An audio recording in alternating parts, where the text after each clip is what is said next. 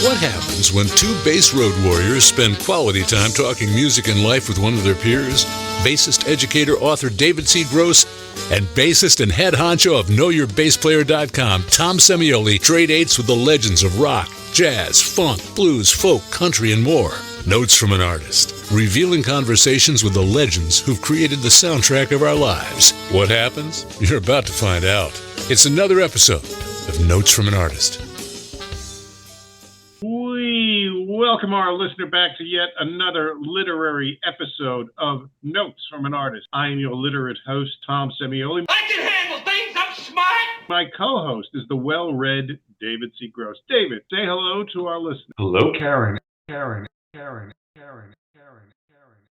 And how are you today? Now, of course, David and I qualify as journalists and writers and authors, and we have a fine scribe on with us this evening. His name is Phil Freeman, and we're here to talk about his latest book, In the Brewing, Luminous, The Life and Music of Cecil Taylor, available on the German book imprint Werk Verlag. Now, if you listen to this show, and you should because you're hearing my voice. Haven't we seen each other somewhere before? I don't think so. I'm not sure I'm seeing you now. It must be something I ate. You'll note that Notes from an Artist has an affinity for the experimental and the avant-garde. And in the jazz world, Cecil Taylor is a giant, an innovator, and an influencer, to use a 21st century term. Cecil Taylor's career spanned over 60 years, and that's as long as the Rolling Stones, Bob Dylan, Sir Paul McCartney, but not quite as long as David C. Gross. Well, that covers a lot of ground. Say, you cover a lot of ground yourself.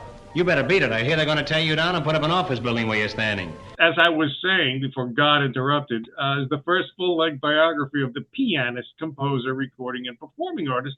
And what I dig about this book is Freeman digs deep into Taylor's collaborations. He explores Taylor's poetry, his incorporation of dance into his concerts and recitals. And Freeman goes into great detail about many of Cecil Taylor's collaborations with bassists William Parker and Jimmy Lyons. He also includes various critical assessments of Taylor's work from the establishment media. And it's interesting to see how Taylor was greatly misunderstood at the onset of his career, but persevered and gained acceptance not only in the United States, but in Germany, Italy, and Japan. One of the things that I found most interesting and perplexing, and I really wish I could have asked this question to Phil, was he mentions that all of Cecil Taylor's music after 1962 takes 3 or 4 times of listening to get into. And I wanted to say, well, if you didn't like it the first time, why did you persevere? I mean, I'm not knocking that, but I come from the school, if I put something on and I don't like it, I'm not going to waste 45 minutes listening to other tracks. I'm going to just say, well, not my cup of tea. I wanted to know what was compelling, even if you didn't understand it, why you would continue to listen. Interesting, David. Well, my theory, and I'm not speaking for Phil, but as someone of Phil's generation, certainly when you invested in music, when you bought physical copies, whether it was an album for $8 or a CD for $15 and more, and you didn't like it the first time around, you kind of, you invested, as you invested money, you invested time in trying to get it and listening to it repeated times. And also, I think I'm not a fan of avant-garde per se. However, I will listen to avant-garde artists over and over again until I kind of get it, because they're important figures in music. And certainly Cecil Taylor is a giant of avant-garde jazz. So the good news is Phil did listen and persevere, and we've got this great book because of it. Yeah, it goes into great detail. And another great thing about this book is that as you read each chapter in Cecil's life, you can access video on YouTube and you can watch the performances. There's lots of interview footage of him. There's lots of interview footage of his contemporaries. So that really helps bring the book to life.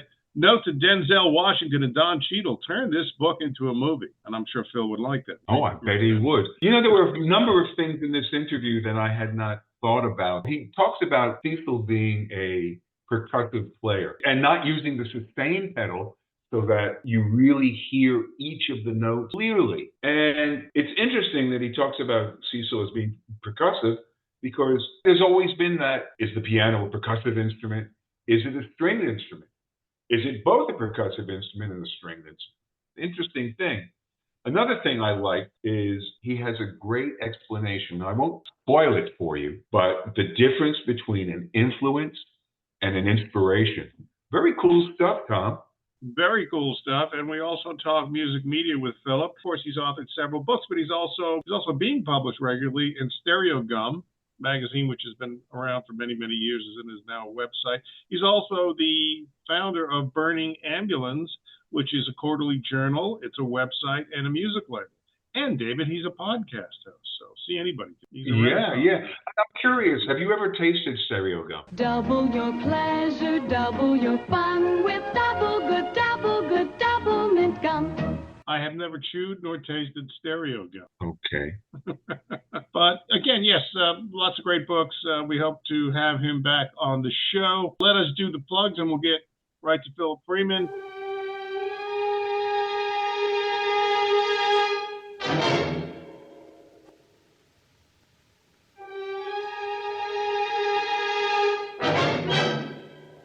You, the audience member, may be listening to David and myself every Monday night on Cygnus Internet Radio.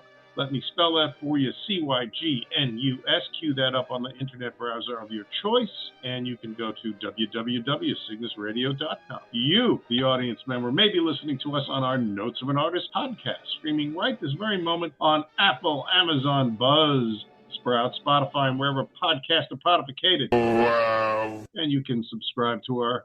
What? What happened? Oh, we do that again. I just got podificated and it hurt. Oh, you got podification. You got podification. You, the audience member, may be listening to us on our Notes of an Artist podcast, streaming right this very moment on Apple, Amazon, Buzzsprout, Spotify, and wherever podcasts are podificated. Wow. Subscribe to our YouTube. Oddly enough, it's called Notes of an Artist, where you can enjoy behind-the-scenes video clips with some, but not all, of our guests. And be sure to log on to www.notesofanartist.com to keep up with whatever we're doing at any given moment. As always, at the conclusion of our show, we have a playlist, which we'll talk about after our guest runs out the door. Let's bring in Philip Freeman. Hello, Phil. There's Philip. Hey, guys. How you doing? Philip, where are you? I am in Big Fork, Montana. It's northwest Montana. We're right near Flathead Lake, which is the largest lake in the western half of the country, apparently. Wow. The only thing I know about Montana is Frank Zappa, right? Go into Montana. That's right. I actually started a dental floss farm. It didn't work out very well because none of the birds in my yard have teeth, so it just didn't work at all. I might be moving to Montana soon, just to raise me up a crop of dental floss. Did she have that Camarillo Brillo? No. That's it. That's it. All right, let us. That Phil is still not. He hasn't turned. Phil hasn't left the room yet. Yes, Phil's very brave. All right. How is life in Montana? It must be. The taxes can't be very high, are they? It's amazing here. What's cool about it is, we looked at before we moved here, which was a little over a year ago from New Jersey. Oh, but Montana to New Jersey, it's a little bit of a life change. Yeah. We looked around, and what we found a very nice sort of artsy kind of town. Like there's a lot of art galleries. There's a community theater that puts on a lot of shows. There's like an art center. It's a nice. It's a really nice place, and the weather is just unbelievable. I mean, there's basically zero humidity. And it's because we're near the lake, it's pretty cool. It's like it's been in the 90s this past week or so, but for the most part, it's really nice. And except I'm sure for back in January when it hit -30. Yeah. Well, one of my dearest friends who we were high school buddies and all, great guitar player, was actually in Billy Squire's first band, Piper, moved to Montana, guy by the name of Tommy Schiff. Well, that's nice. I mean, and I'm sure your low taxes, property taxes are probably pretty low, wouldn't they be? Maybe. I don't know. I'm a renter for life. Oh, okay. All right. Well, I'm sure the rents are lower than New Jersey and New York City. For sure. Yeah, absolutely. All right, David, we have to consider Montana. Any place outside of the East Coast will probably be good at this point, right? Exactly. Anyway. All right, let's introduce Phil Freeman to our audience, because there are people out there that don't know who he is. Phil is an author. He's a digital and print journalist. You've read Phil in Downbeat Jazz Is, The Wire, the LA Times, The Village Voice, among others. Correct me if I'm wrong. No, those are all my okay main things. And then my big outlet is Stereo Gum. Burning Ambulance. Right, well, Stereo Gum as well, yeah. Okay, hang on. We're still telling your life story here. So we don't have time for the show after the show's over. We're just going to talk. I'm just going to. Thank you very much, Phil. Thanks for being a guest, Phil.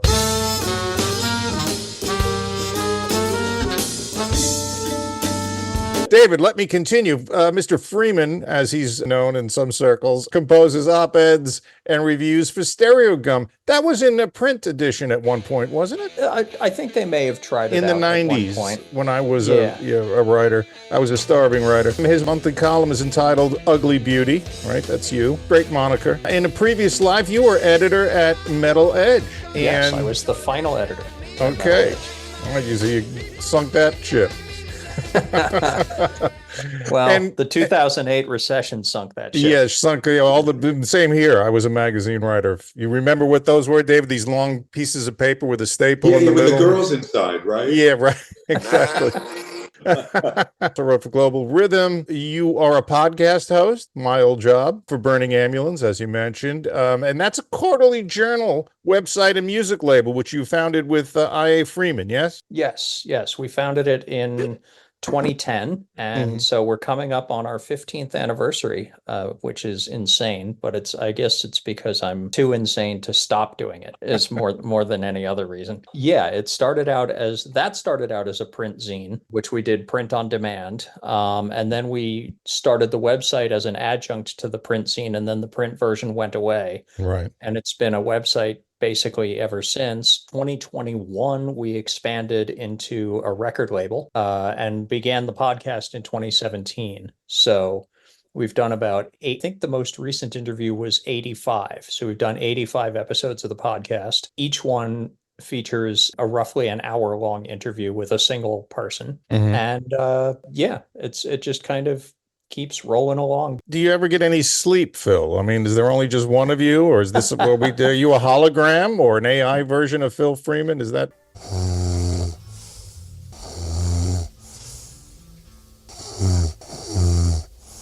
It only worries me when I actually try and do the math and figure out how much stuff I'm actually doing. Like when I'm just doing it, I just keep on doing it. But then when I sit back and I say, oh, I wrote 6,000 words this week and did this and did prepping a CD for release and did all the, and then my head starts to swim. But or like when I realized that I moved across the country at the same time that I was writing a book. Wow. Not the greatest idea, but somehow both got done.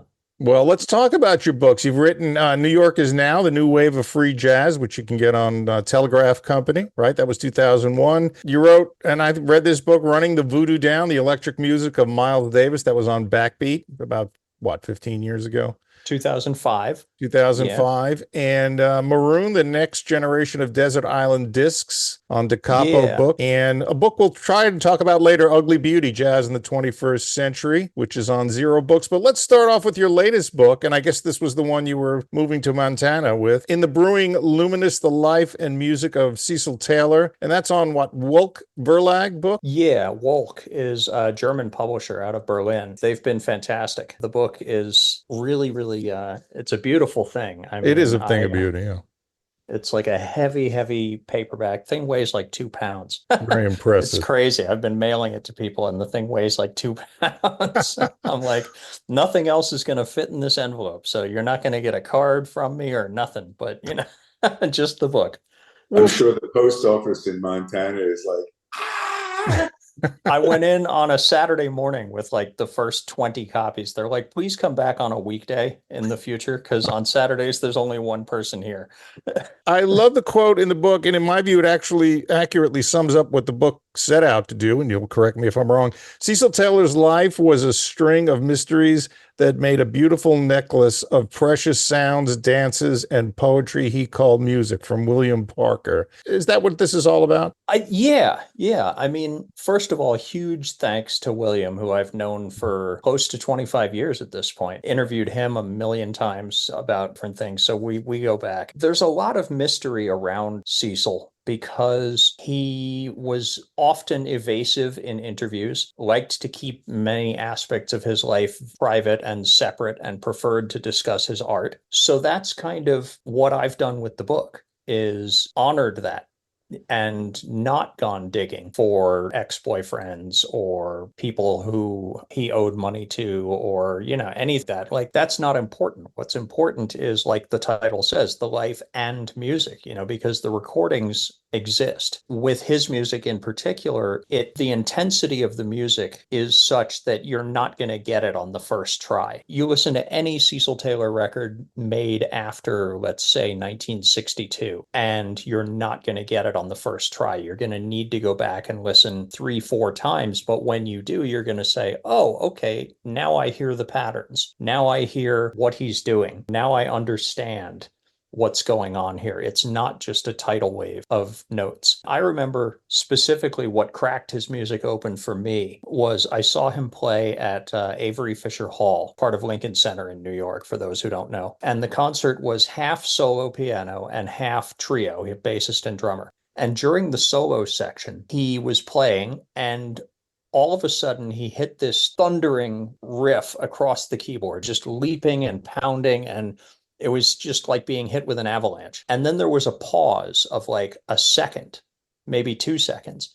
And then he did the exact same thing again. And that was when the top of my head came off. I was like, oh, okay, there's a system here. There's a method. He's doing it on purpose. Because people think of improvisation as, oh, he's making it up as he goes along or whatever. And with Cecil in particular, there's a way in which you kind of have to imagine that he's improvising it, because nobody could think that fast. His technique was just unbelievable. Like, classical pianists would look at him and just go, what the hell? To see that it was all deliberate and all a plan and all part of a larger methodology really was amazing to me. And that's kind of when I became obsessed with his music, because I had seen him once before, about 4 years earlier, like in maybe 97. And that night I just swept over me. And when I walked back out of the Village Vanguard, which is where he was playing, my head was spinning, and I was just like, I have no idea what I just saw or heard. It was just a blur, a single hour-long piece. And I was like, I have no idea what that was. And then it took me like 4 years to come back. And the second time I was like, yeah, all right, now I'm in. Well, what's interesting to me is when you think of improvisation, everyone has a method. Everyone practices so that when they do go on stage, it's spontaneous. And I think that was one of the veils you took off improvisation, just talking about Cecil and how he did his improv. I have to one up Tom, because I have a quote too that I really, for me, just blew my mind away. And that was, well, I got the part of the quote that blew my mind was, it became very clear that each note was a continent, a world in itself, and it deserved to be treated as that. And when you talk about that 1 or 2 second pause, that's as choreographed as each separate note. To me, it was very, very profound. Yeah. And that's in the broader context of that quote. It was Cecil talking about why he rarely used the sustain pedal because he wanted you to hear every note very precisely. And that was always the case. Like, even when he was just ripping, it was always very precise, very percussive. That's why somebody famously described his piano style as like playing 88 tuned drums. That's the one-liner that most people know about him. And it's true, there's a tremendous percussive quality to his playing, but there's also a tremendous amount of really romantic beauty, especially when he slows down. There's real classical romanticism in there. In the book, I talk about a lot of his records. There are, whatever you're looking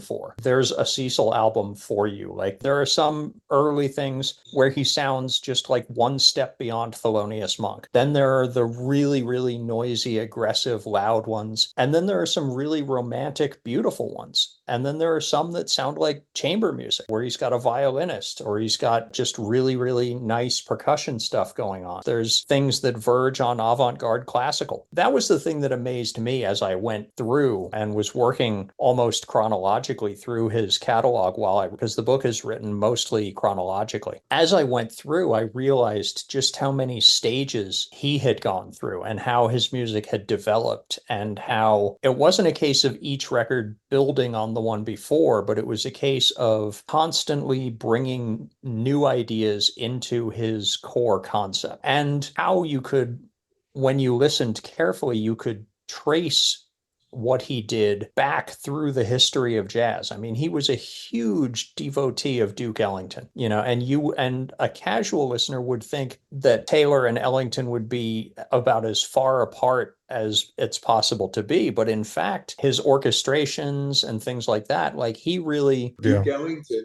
was a family favorite. So when he was growing up, he didn't like, or he said he did not like Duke Ellington. Yeah, that was hilarious to me. Well, I think in this book, you quote Hentoff, and he had a quote, Cecil had a very strong sense of tradition. And this is probably the thing about him, which hostile or uncomprehending critics most often fail to understand. And it's interesting, from your book I learned, and also I was watching David Liebman talk about Cecil Taylor. He says that avant-garde jazz was portrayed as a negative response to popular jazz by the establishment jazz press, but it wasn't negative. It was just a different approach. Instead of doing it that way, we'll do it this way. And that I get that impression from reading this book. Yeah, and there's the links between early jazz and avant-garde jazz of the early 60s are right there. I mean, embodied in like one person, for example, would be Roswell Rudd, the trombonist, who in the mid-50s was in a Dixieland band, and by 1959, 1960 was playing with Cecil, with Archie Shepp, with Albert Ayler. Even his own recording on Impulse was fabulous, the Roswell's record. I don't remember the name of it off the top of my head, but it was a great avant-garde, almost orchestral recording. Yeah, but he had those really strong roots in the past. And so did Cecil. I mean, I talk a lot about some of the standards that he recorded on his early albums and how he was criticized for that. Like Amiri Baraka criticized him for playing this one tune. And Cecil said, doesn't he realize that I recorded that piece because I like it? Seems to me that, well, you could make a case for Coleman Hawkins as well as Roswell Rudd in regards to going through various stages. And Coleman, some of his stuff could be considered for that time avant-garde as well. But I think the biggest parallel, for me, the closest parallel would be Anthony Braxton. Yeah. It's funny, I interviewed Braxton once, and I asked him, because he does all these albums of his own music, his own compositions, and he has like working bands. He'll have a band for a couple of years, they'll make albums, but they'll record his own music. And every few years, Braxton will record an album of standards. And what's interesting to me, and I asked him about this, was when you make an album of standards, it's never with your working band. It's always with people that you've never played with before. He said that that's part of the methodology too, is to team up with people I've never played before, but we have this common repertoire. So when he makes an album, and he made one that was like literally called In the Tradition, and it's guys that you never hear with him again, but they all get together and they play jazz standard in an interesting way. In the book, I talk about the 1974 Montreux Jazz Festival when Taylor recorded the solo album Silent Tongues, and how he was on an entire bill of solo pianists that day. And it started with Earl Hines, who was like recording in the 20s. And then it was Jay McShann, who was like a Kansas City blues guy who had Charlie Parker in his band. And then it was Roland Hanna, who was, again, more of a traditionalist, like avant-garde, but also a traditionalist. And then finally, the fourth pianist of the day was Cecil. And so it was very much him being placed in the lineage of jazz piano by the festival and by his agreeing to be on that bill. He was saying, yes, I am part of this lineage. I am a jazz pianist. Silent Tongues was on Arista, wasn't it? Yeah. Along with some of Braxton's great work. Yeah, in the mid-70s, for some reason, Clive Davis gave Michael Kuskuna, who recently passed away, a bunch of money and was like, go make some avant-garde records. And they did. And those records are great, too. I mean, they really are. Again, and I didn't even put that together till you mentioned Silent Tongues. And that's Yeah, they were even on the same label at the same time. So they were certainly moving in the same direction, at least.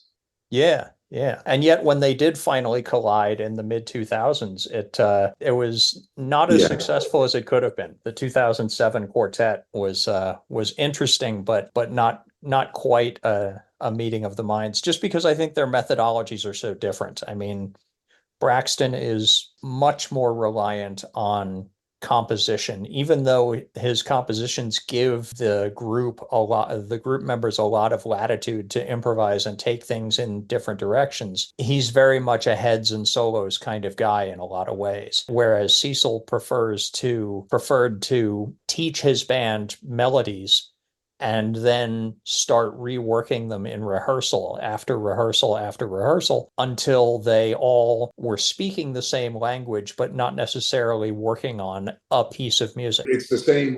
Once again, you got to go back to Braxton. Both of them used, let's say, non-traditional or unorthodox notation systems. Yeah. It was very interesting when you wrote about the fact that Cecil would, I could almost visualize the yellow pad, a legal pad, D, D, J, A, going down the page. I thought that was very fascinating. Yeah, his scores, if you want to call them that, are incredible to look at because it covers the entire page, just this dense web of little patterns of letters. I remember just looking at it with him at the Whitney Museum and just asking, like, what is the deal here, you know? And he said, it's just the names of the notes. And I said to him, it looks like, to me, it looks like it reminds me of a Cy Twombly painting. And he laughed and was like, oh, that's nice.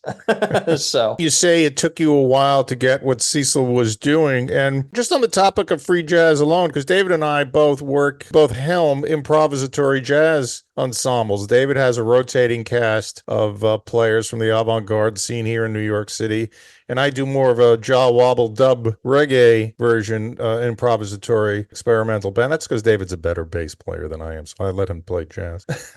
But free jazz, it puts the listener in a precarious situation because most people hook onto a melody. They like to tap their foot on 2 and 4, and they like lyrics. And that's kind of the thing about free jazz. It kind of takes away a lot of that stuff in the very beginning. So it's, by very nature, it's a difficult listen. Yeah. And what I've always admired is players who recognize that you have to give people something. Ornette was brilliant at this because I have always maintained that the two jazz musicians that you can or should play for small children are Ornette Coleman and Thelonious Monk, because the melodies are super catchy. They have a jumpy, upbeat kind of energy, and it sounds fun. Like Ornette Coleman's records like This Is Our Music and Change of the Century and stuff like that, that music is fun to listen to. So if you play that for like a 6-year-old, they're going to dance around the room. I can tell you that is an actual fact. Charles Gale and I were talking one day, and I have a business that brings music into the New York City schools. And Charles Gale will go into a school, or did go into a school, and do exactly what he did. And the kids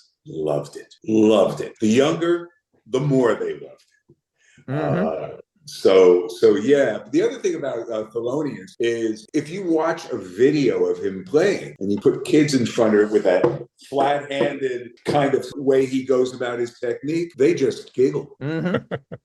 And the melodies, if you isolate the melodies, are very, I don't want to offend anyone, but they're really simple. They're simple to get. Maybe not simple to play, but simple to get. Exactly. And simple shouldn't be a bad word. I mean, it's funny. I wrote a whole thing about in one of my Burning Ambulance newsletters on the topic of why I don't like bebop. And my argument was that bebop is music for young male musicians in a rehearsal room trying to impress each other. It's the equivalent. It's like the jazz equivalent of like Yngwie Malmsteen type of guitar work.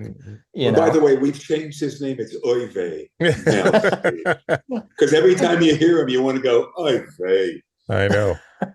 So I mean, yeah, there's simple is not a bad word. A lot of techniques that you hear in free jazz, that you hear in Albert Ayler or whatever, you can just as easily hear in Illinois Jacquet or guys like that in the 1940s. Bar walking tenor sax players used the same extreme extreme screeching sounds, but they had that big beat. And that's why I think that's one of the things that I think has been Hamid Drake's great contribution to the musical universe is putting a huge beat behind free jazz, especially in bands with William Parker. He'll just lay down this huge groove and the whole audience will be moving and the horns will be going nuts, but Hamid and William will give you an anchor point. And that's what I think is necessary. I mean, one of my favorite bands from the whole Vision Festival avant-garde scene was the quartet Other Dimensions in Music with Roy Campbell.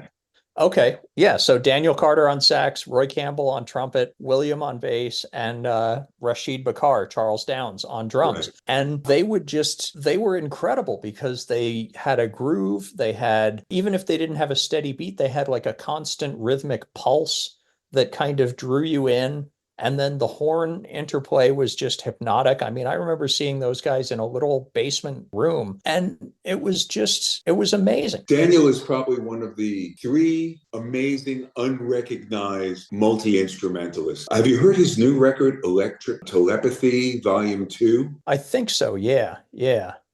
Yeah, I mean, no, he's really brilliant. And he's like he's one of the most soft-spoken, gentle dudes I've ever encountered. And I mean, the work that he's done, like some foundation somewhere should become a patron of his because he's been doing incredible stuff for decades and just getting out there and making the music. Well, interesting that you mentioned, experimental and avant-garde music for young children, because if you look in the rock world, experimental and improvisatory music was extremely popular by way of artists such as the Grateful Dead and Fish. And they did exactly what you said. They laid down a foundation and a groove, and then they went off and they did their experiments, musically, harmonically, rhythmically, but they did it in a way that was inviting to rock audiences.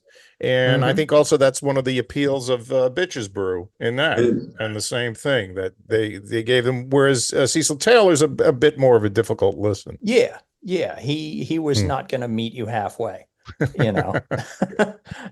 When I interviewed him, I asked him if he had ever played like a Fender Rhodes or, a synthesizer or anything. And he looked at me and straight up, he said, "Why would I do that? That's not a piano." So he was not going to meet you halfway. Well, we've heard that, David, right? That's not a real bass there. That's right.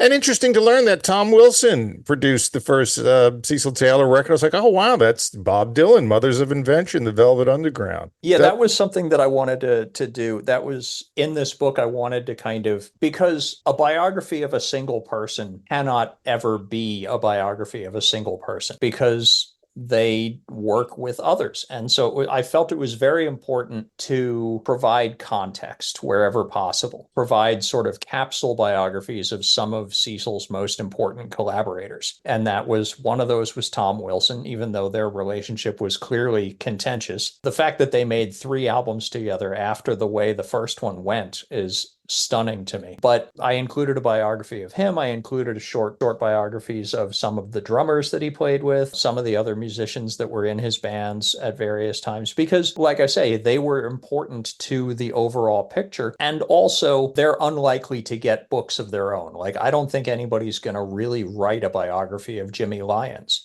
So because they worked together for 25 years, I felt it was really important to include Jimmy to as much of an extent as I could to explain why he was so important to Cecil's music for that extended period of time. Like, everybody else came and went, there would be a new rhythm section after a year or two, there would be somebody else would drop out, but Jimmy was there from 62 to 86. And that's really important. I was fascinated. I played with Real. I did not know that Dennis Charles was from a Caribbean background and tying both of those together through that. I'd never think about that. I thought it was great. Yeah, no, it was very interesting. And when you listen, you can hear the sort of island beat behind what he was doing. Like, oh, that's really cool, Yeah.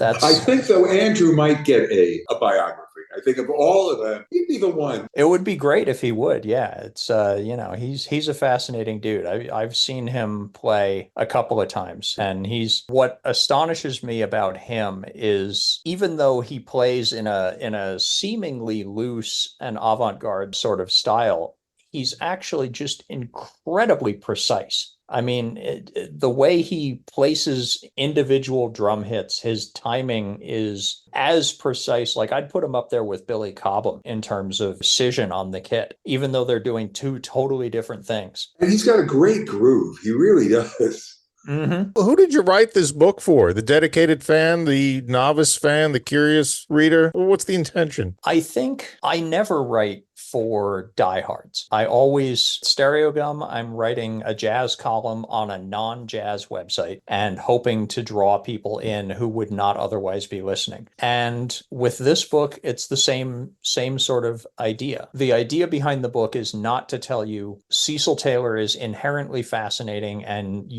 this is homework. Not presenting this as homework. I'm presenting this as an interesting story of a brilliant musician, whatever degree you come into, whatever degree of knowledge you walk into this book with, you're gonna learn something, because I learned stuff while doing it. I learned about collaborations that I didn't know about, learned about creative relationships that I didn't know about. And in the final chapters, there's almost like a true crime story as a bonus. So there, I think there's a certain type of person that's going to want to read a biography of Cecil Taylor, but I'm hoping to draw in more people than that. I'm hoping to draw in people and say, this guy was a really, really important American musician, and you should know about him, because what he achieved in the face of critical hostility and largely public indifference, until could argue that he wasn't really famous until like the mid 80s, if that. That's basically my pitch, is like, you should want to know about this guy because he was amazing. The music that he made is unlike anything else. And like I said earlier, whatever you're into, there's something in it that you can hear and say, oh, all right, this isn't what I expected. That's the nice thing about the Berlin 88, the 13 CDs, because you get it's almost like a sampler, a very large sampler, but a sampler nonetheless. Yeah. And by the way, I do want to make it clear to the listeners that this is not 350 pages of unstinting praise for Cecil Taylor. Like, there are stories of him being a real asshole in this book. There are records that I flat out say are bad. There are mistakes that I say, like, this was not a good idea. It's not pure praise. And while I avoided like even looking for the sort of soap opera-ish aspects of his life, there definitely were those aspects, and they do pop up here and there. There are stories of aspects of his personality that were not great, some of which come from people that were in his bands. How is Cecil's influence felt today, do you think, especially given the Wintonization of mainstream jazz? It's an interesting question, because he had so many people come through his bands over the years. They don't seem to have, for the most part, adopted his methodologies or his attitude toward music. It's very interesting. Like, while they were with him, they were 100% on board with doing what he wanted them to do. And I think part of that was that he had a great skill as an arranger for finding someone who could do a particular thing and saying, I need someone to do that thing at this point in my career or on this particular record. For example, he worked a couple of times with Peter Breutzmann. Basically, he needed Breutzmann to come in and sort of plug and play and be Peter Breutzmann for 5 or 10 minutes at a stretch. And Breutzmann was another guy whose reputation is more one-dimensional than his actual catalog reflects. He has this reputation as being a saxophone flamethrower, but there's a tremendous amount of subtlety in his own work, and he listened really, really carefully to the people he was playing with. So he was able to give Cecil what he needed, but recognized that that was not the approach for him when he was making his own music. And similarly, Andrew Cyrille played just blast beat drums sometimes behind Cecil in '69 and into the mid-'70s. But then when he left the group, that's not what he did at all. His own music is much more spacious, much much more meditative almost. I mean, the group that I saw him play with at Lincoln Center was him, Wadada Leo Smith on trumpet, and Bill Frisell on guitar. And it was just these beautiful, spacious sort of soundscape thing, the very subtle rhythm. That was that record he did on ECM, correct? Yeah, I saw them play at the ECM 50th anniversary concert. So yeah, a lot of the guys that worked with Cecil did not do Cecil-ish things in their own music, nor did they, it seems to me, nor did they adapt his methodology in terms of learning the music. They stuck to conventional score paper or maybe graphic notation, stuff like that. They didn't have the discipline necessary to do 10 days of 8-hour-a-day rehearsals where you're learning the music orally and passing it back and forth, stuff like that. It sort of is like, to quote William Burroughs, there's nothing here now but the recordings, because nobody else is doing things the way he did them. And because of the nature of his scores, you don't really hear many people record his pieces. Recently, the saxophonist James Brandon Lewis recorded one Cecil piece on an album a couple of years ago, and he changed it pretty strongly because there was no piano. It was just, he took like a melody line from the Winged Serpent album from 1984 and took it and turned it into a trio piece for tenor sax, cello, and drums. And he played it at a different tempo and stuff like that. But like, if you knew the original piece, you could hear the melody. Because again, Taylor's melodies were often way stronger than people think. He wrote hooks. He just then used them as like a springboard for epic length improvisations. But yeah, generally speaking, his music has not become part of the jazz repertoire. Like there's only one or two other recordings of Cecil pieces that I know of. It's going to be very important to keep his recordings around, because otherwise he will to some degree disappear, I think. One of the things I enjoyed about reading this book is to go to YouTube and then watch a lot of his performances and listen to records that you would normally not run into, even on some streaming services. They're out of print, whatever print means now. So there is a lot of content there, and to see him in action is certainly, it's fascinating to watch him play.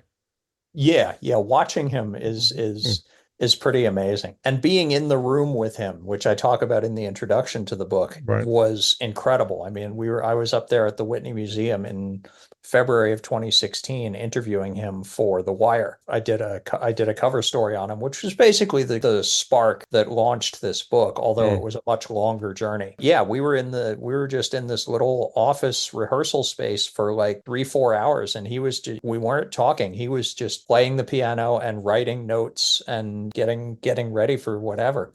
And I just got to kind of sit there and watch him like consider the instrument and consider the keyboard. That's where that quote comes from that I mentioned. And I just love the fact that he just sat down at the piano and he breathed, and then he played a note, and then he'd stop. I love that. That's whoever does that, right? I mean, then you pick up your instrument, right? All that nonsense, but I bet Ron Carter does that. Yes, we know Ron Carter. Totally different. He plays one note at a time. Interesting to learn about Cecil Taylor, the poet, in this book. Of course, he integrated poems into his musical performances, and of course, what used to be known as liner notes, he would have poetry there. So that was a fascinating aspect of the book. And then, of course, how he incorporated ballet and dance into his performances. And of course, his mother was a dancer. I know he was young when she passed. Yeah. I knew when I was originally conceptualizing the book, I was thinking about having those two sections. I was thinking about having an entire chapter just devoted to poetry and an entire chapter just devoted to dance. But I wound up going with a regular chronological biographical narrative. But I spoke to several of the dancers that worked with him. And I spoke to some people serious students of poetry who had worked with him or interviewed him or knew more about his writing and stuff like that. And I was able to find some interviews where he would talk about his interest in particular beat poets and black poets of the 1960s, because the Beat generation was often, again, the narrative of history crushes everything down and it becomes 3 or 4 white guys. But there were a lot of women on the beat poetry scene. There were a lot of black guys who were part of it, Mary Baraka and Bob Kaufman and Ted Jones and many others. And so Cecil definitely was interested in that. He was interested in almost everything that was going on culturally in New York during his lifetime. Like he would go to jazz clubs, he would go to poetry readings, he would go to museums, he would go to dance performances. And I mean, he said in a bunch of different interviews that all of that is part of being an artist. You take in other people's art and it sparks something in you, or this is one of the things that I often talk about when I interview artists is I draw a distinction between influences and inspirations. An influence, to my mind, is someone that you try and steal something from. Right, it's more technical. Whereas an inspiration, an artist who inspires you, makes you want to be a better version of yourself. Right. There are writers that I've stolen from, and then there are writers that make me want to be a better version of myself. I would say the 2 biggest in that regard would be Gary Giddens and the late Greg Tate. Yeah, great favorites of mine. Yeah, Gary Giddens you go to college with Gary Giddens every time you read one of his pieces. Yeah, exactly. And I think it was him who actually got me to go see Cecil for the first time at the Vanguard in 97, because he had a little blurb in the Voice. And all it really said was just like, Cecil Taylor is an unbelievable genius. You should go. And I was like, you know what? I'm going to go. I was unprepared and swept away, but absolutely. You mentioned a magazine, a newspaper called The Village Voice, and you're hearkening back to the days when we lived in a monoculture, when all we had was print, broadcast, radio, and TV. And it's interesting, I touch upon that. I'm touching upon that because I want to talk a little bit about Ugly Beauty, Jazz in the 21st Century, which you can get now, David, on Zero Book. And out the door. Actually, we got a free copy. I won't say that. But you mentioned was a time when you can open up the Village Voice or the Sunday section of a newspaper or Time Out New York and see a little blurb and say, I'm going to check that out. And I think that's one of the things that's really kind of tough to negotiate now, because yes, we do have all this information available to us on the internet, on digital media, but you have to specifically go there. For example, many of the artists you mentioned in Ugly Beauty, I'm fascinated. Some of them, it's the first time I've ever heard of them. And I would think that back in the days when you went to Tower Records or Sam Goody in the jazz section, you might encounter a clerk or somebody that says, hey, if you like this, you might want to check out this guy. A huge part of my jazz education was buy one record on CD. You listen to it and you say, okay, I really like that piano player. And so you flip the CD over and on the back, it lists all the players. And you say, oh, okay, that's the piano player. I'm going to go find more records that he plays on. And you can't do that on streaming services because there's no list of personnel. You're just listening to a piece of music with no context and no way to create a greater context. So a lot of the stuff with Beauty, I wanted to limit it primarily to Americans, except for detours into musicians from London, because I think the London scene of the last decade or so has been amazing. And a detour into South Africa, which I feel kind of prophetic in that regard, because the South African scene has only become more popular in the years since the book came out in 2022. Like more and more South African musicians are bursting out. And it's just incredible music coming from down there. I feel like there's a South African artist in my Stereo Gum column basically every month at this point. And some of them are like friends even at this point. So I got a little bit of criticism when the book came out for not including Europeans. I was like, that's a whole second book. And the other thing that I got was like, well, what about so-and-so? And it's like some 75-year-old. And I was like, no, this is 21st century jazz. These are people under 40 for the most part, and people who are going to continue to make important work for decades to come. Like those dudes have all had their time in the spotlight, and the fact that they're still around in the 21st century does not necessarily mean that they are 21st century jazz musicians. Right. Well, you were quoted as saying it's Ugly Beauty's less an encyclopedia and more a collection of postcards. It wasn't meant to be a reference book. Exactly. Basically, it was like, these are the things that in many ways, because a lot of the sections of the book begin with a description of a live performance that I witnessed. So it really is like postcards in that respect, and also in that I was kind of trying to create a travelogue / portrait of the state of things at the time. Right, a snapshot.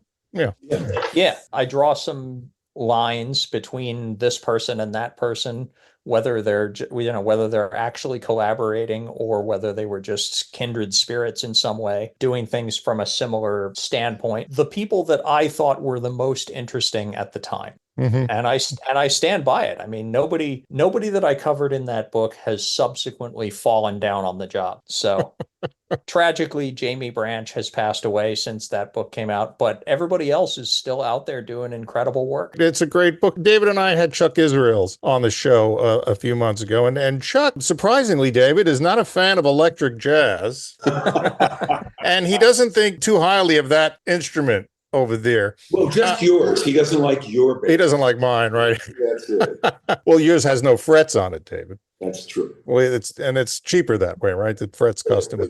Anyway, we talked to Chuck, and he's got a little bit of a chip on his shoulder, and we tried to little bit, yeah. Why did jazz never recover from quote unquote the rock revolution? Now, I grew up in the 70s.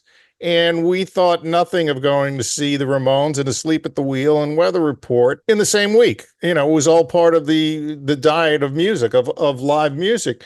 But somewhere along the line, jazz fell off the map in terms of attracting a mass audience. I mean, I would go see Miles. I would go see Stanley Clarke and all these guys. And they attracted young people. Where did jazz go wrong? There are several things went wrong, in my view. A big problem is that as someone who just published a biography of Cecil Taylor, I feel bad saying this, but the avant-gardists won the battle for history. Anthony Braxton and Cecil Taylor and Henry Threadgill and Ornette Coleman and all these guys, the critics came around and supported them and turned them into the most important music being made in jazz. And as a consequence, people like Sonny Rollins and McCoy Tyner and Joe Henderson, and people who were really holding it down for traditional acoustic jazz in the 1970s got kind of pushed aside. That's very much the dominant historical narrative now. So like the entire Milestone Records catalog from the 1970s gets kind of memory hole. And people look at CTI records and say, oh, that was just R&B, fusion, smooth jazz, blah, blah, blah. Those are brilliant records. Grover Washington Jr.'s records, Hubert Law's records. Right, Ron Carter, CTI. Ron Carter, yeah. George Benson, sure, yeah. Those are brilliant records with extraordinarily high-level playing. Probably one of the best Chuck Baker records of all time was She Was Too Good for Me. But that stuff all gets pushed aside and it's slick and commercial. And it's like, you know what? Slick and commercial are not bad words. They're not. And you also have to take into account, Philip, that recording technology improved. So instruments that had more clarity to them. Okay, than analog in a lot of ways. And David and I, we have this long-running debate, and we're going to continue this debate about which weather report. Well, you're just wrong, Tom. I'm just wrong. Of course, me being a few years younger than David, I'm of the Jocko Victor Bailey camp, and he is. You're wrong. Weather Report was brilliant until Jocko got there. Oh. Period. Them there's fighting words, Phil. Thank you, Phil. Yeah, I'm trying to teach the youngin, but it's anyway. difficult. You know, and part of the problem, and I'll tell you what part of the problem really is. Part of the problem is that everyone thinks Jocko bass. No. Jocko composer. That's the way it should end up, because some of his compositions are beyond brilliant. And the only reason he played the way he played is because he thought like a composer. Fortunately, the few things that are held up as his big thing are the things that really, how often can you hear Birdland and not go, oh, God. I could. I did not have sexual relations with that woman. Well, see what I mean? You're wrong. Well, David, you cantankerous old goat. I resemble that remark. We're another version of Crossfire. Yes, that they were commercial records and they were slick sounding records because by 1977, 1978, recording technology made a big leap from the early 70s. So yes, those records became smoother, and unfortunately, smooth jazz or contemporary jazz got a little bit too smooth. But also, you think about it, Miles Davis with Marcus Miller got funky in the 1980s.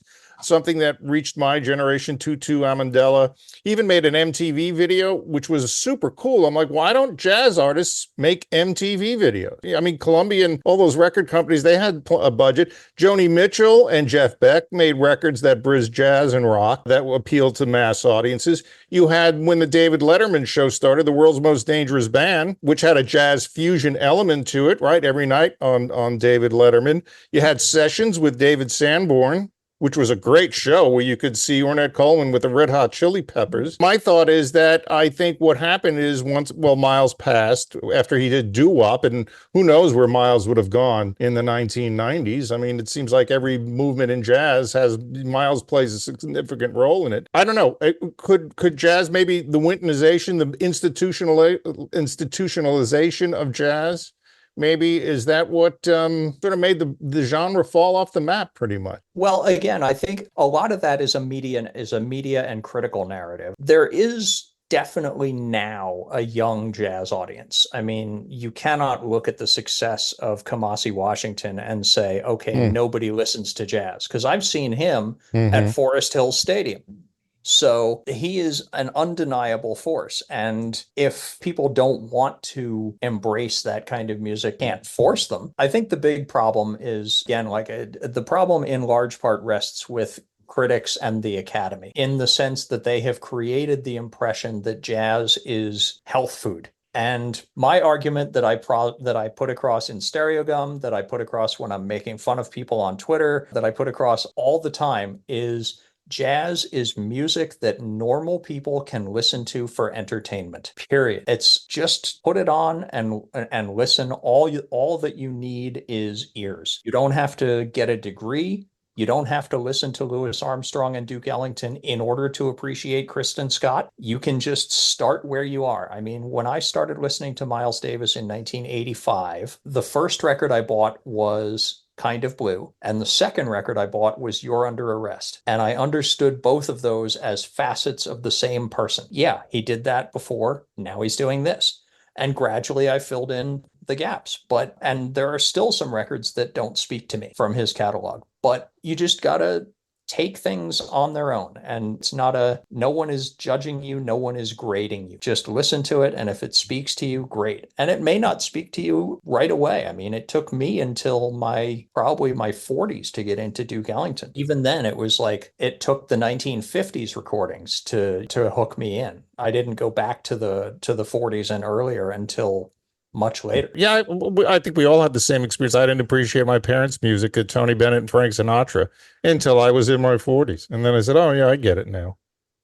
The only flaw, Phil, with your concept is I have a 19-year-old daughter. I'm not sure that particular generation would listen to a record now, and if they didn't like it in 20 years, listen to it again. I think the way the world is, remote control, phone, social media, everything is immediate. And I believe to a certain extent their tastes in music have to be the same. Immediately you get it or you don't. I always said the avant-garde needed David Lee Roth. It needs that kind of person who can, maybe it's Shabaka Hutchins, I don't know. Maybe. There was a recent sampler record that Blue Note put out of London Jazz. You're right about London Jazz, because they're melding things in a very interesting manner. But we'll have to see. But from my viewpoint, it's, why am I listening to Wynton Marsalis? I might as well just get an Art Blakey record. Okay. Why am I listening to this guy? I might as well get a Sonny Rollins record. I think one of the things Chuck Israel said that I now agree with is that there had to be some institutionalization of jazz, almost in the way they did with classical music. However, when you stick it in that particular idiom, it loses a great deal. Where the avant-garde being a true, not to say that what these guys are doing, they don't believe in it, but the thing about the avant-garde, it is like rock and roll. It's new. It's honest. And it's not that these guys can't play, which was the way people thought in the 60s. These guys are studied. They just don't do 2-5-1 or any of those substitutions. They don't need that stuff. It comes out. I think that may be the way out, or the way in, so to speak. It could be. Philip, thanks for being a guest on the show. Ladies and gentlemen, the new book is called In the Brewing Luminous, The Life and Music of Cecil Taylor. And of course, don't forget to pick up a copy of Ugly Beauty, Jazz in the 21st Century. You can get that digitally in hard copy. Yeah. Ugly Beauty is an ebook. There's no ebook for the Cecil book yet, arguing my publisher into that because I feel like there's a demand. All right. We hope you win that argument, sir. I know you have to run. Thanks for being on the show. And I have an extra copy of Mr. Gone I'll have to send to you. I know you'd like that one. All right. I have David's copy. All right. Take care, Phil. Thanks for talking. Bye-bye. Bye. Bye-bye. Great conversation with Philip Freeman. David, let's talk about the Phil Freeman playlist. What experience have you had in a department store? I was a shoplifter for 3 years. I did a little research, and there are a couple tracks on this playlist that come from very odd sources. We've got 4 wonderful solo tracks. We have a track from the Jazz Composers Orchestra, which incidentally, when I was a kid, I saw rehearsed at Tammany Hall, which is directly across the street from Carnegie Hall on 57th Street. But the 2 tracks that you would not associate, really, with Cecil, there's a track he did with Tony Williams and a track he did with Gil Evans, of all folks. So put on your earphones, get next to this, because it's a lot of great music. All right. Well, David, another great show, another great Notes from an Artist show. David, can we reveal some of our upcoming guests? What are you doing with that cigar in your mouth? Why, do you know another way to smoke it? Yes, we can. We're having Paul McCartney. We've got, I think we're going to have Roger Chapman back because we need to do something on the Zoom with him.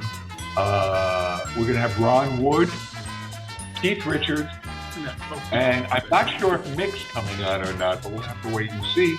We've got Clapton. Octogenarian I think, did you say you got Kamala Harris on the show? Yes, Kamala Harris is going to be on the show. And Joe Biden. That's it. As we sink slowly into the West, thank you for listening to another episode of Notes from an Artist. My name is Tom Semioli. Say goodnight, David. Good night, David.